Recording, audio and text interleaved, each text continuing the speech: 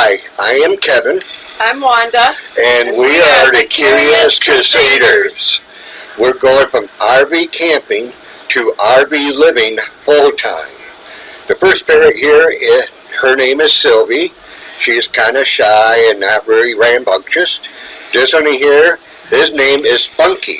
He is very curious and he tries to get around and gets into trouble. They happen to be our camping companions. Spunky here, he comes along with me quite a bit. He loves camping. And if you like our videos, give us a thumbs up, subscribe and follow, and you always see updates when we do them. Thank you. Hi guys, this is Kevin from Curious Crusaders. My wife Wanda couldn't be out here today. She happens to be at work, but we figured we'd give you an update. As the last time you guys know, we were at Blue Mesa Recreational Ranch. It is a private park where you guys join a membership to get in. It's almost like Thousand Trails, but this time it was a lot cheaper. My wife and I, we decided to do it. They were very impressed. I knew more about what they were talking about than what they did. They said I knew a lot more than some of their salesmen. The only reason I did it is because it's the first time I ever done it, because when you go out and travel, you can go out and find these destinations, resorts of destinations, ROD, resorts of destinations, and you can stay there for up to 21 days for free. And next, you got to leave off the system for a week, and the next, for that week you can go into a park that is part of the AOR, or one they call HACC, that is North America Camping Club. But the AOR, you get to stay there $9 a night, so that's about 1/3 of the cost of a regular campground. So it makes it nice, and you can travel from state to state and just stop at RODs all you wanted to, and do that. Before we left the Blue Mesa Recreational Ranch, we actually had a pretty good neighbor there. He's a retired EA, Sergeant First Class. He's gonna get mad if he sees this because I didn't bust him in rank, but he was a first sergeant. So I always called him top the whole 5 days we were down there. But he noticed there was water coming out of from underneath the other underbelly, and we started looking closer. It was the black tank leaking out, and when we went to check the panel inside the camper, it was not even half full. So on August 3rd, we brought it down to Cousins RV again, and they said they would get a chance to take a look at it, because we had our appointment on August 3rd for them, because we like to schedule ahead. On August 27th, I had heard nothing back from them, and so I gave them a call, and so they had to go out there and find whoever was working on it, find an update on it. And so they told me they'll give me a call back later on that night. So I waited around and found out the jet washer inside the black tank, it was leaking around the seam there because it was stripped out. So I guess the jet washer gets screwed in there, and the factory must have overdid it and stripped out the threads. So now they had to replace the black tank.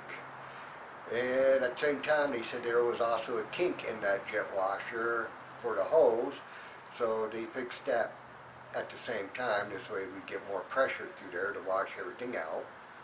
I'm one of those guys that like to keep my gray water and my black water tanks pretty well clean. And let's turn around, and I actually didn't hear anything back from them until, sorry, I had to look at my notes, until September 14th, when I had to call them again. And when I called them, they said they have not heard anything back from Forest River to do the warranty work on the black tank. And to me, that was about almost 45 days right there in the shop, and just for warranty work, and they didn't hear nothing back from Forest River. I started thinking about the lemon law about cars. So I looked it up on the internet because living here in Colorado, every state has different types of laws. And I got on there, and there is a protection act for people here in Colorado that buy RVs. And as you know, my RV has been in shop so many days. It came out to over 100 days this year for warranty work. So the lawyer got back with me that night, and he says, hey, you got a case.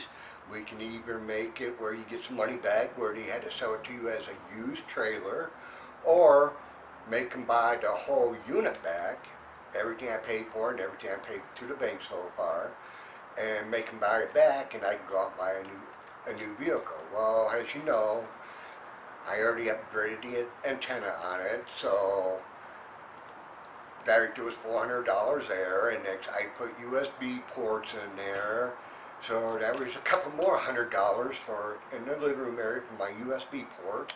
Put two of them in there, and I mean, my wife and I were doing all these upgrades on the vehicle that we wanted to call home, so that made it a little bit harder. And it's on September 15th, instead of me calling back down there, I decided to run down there to check onto it. Plus, I also want to get my paperwork out of the camper. This way I could scan it and email it to this lawyer. This way we can start our case against Forest River under how slow it takes them to do their warranty work. So when I ran down there, they finally got the approval while I was down there from Forest River, because then they finally followed up through them. So I can't really blame it all on Forest River, because Cousins RV was not following up through what they sent out. So it's on both parties now. And the camper's still sitting down there. They did order the tank on September 16th, and so I'm now waiting to see whenever that comes in and for them finish off the work, just so we can get the camper back. And as you know, that's why I'm sitting in my backyard. You can tell I'm cutting up wood. Actually, a bunch of twigs. It was a bunch of roots we had in the front yard I'm taking out, so it's going to give us a little bit of firewood. But that's everything on our update. Besides, I am actually looking at some land, and for my followers or people who actually do run into this, my plan is to get 40 acres, put a couple areas where there's you have power and maybe a dump station and running water out there. This way, if you guys are ever around the area, you can stop on the property and have a nice rest that way and not have anybody bother you.